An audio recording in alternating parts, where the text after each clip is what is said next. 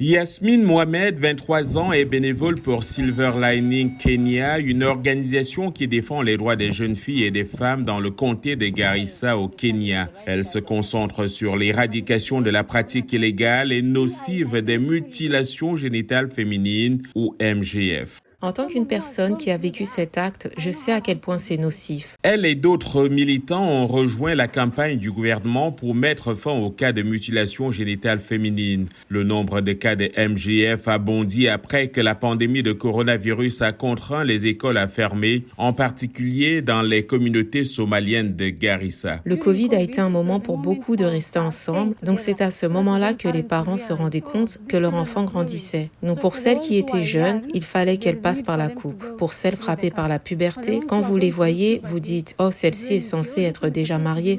La pratique des MGF reste illégale au Kenya, le gouvernement s'engageant à l'éradiquer d'ici fin 2022, soit 8 ans avant l'échéance mondiale de 2030. Pour Maka Kassim, leader communautaire impliqué dans le sauvetage des filles de cette pratique, cette dernière prospère toujours dans des endroits comme Garissa en raison de fortes croyances culturelles et religieuses. La culture somalienne croit qu'une fille qui ne subit pas la coupure, c'est comme quelqu'un qui n'est pas propre, c'est une personne impure. Ils croient aussi qu'une fille qui ne passe pas par la coupe n'est pas non plus propre pour faire les prières.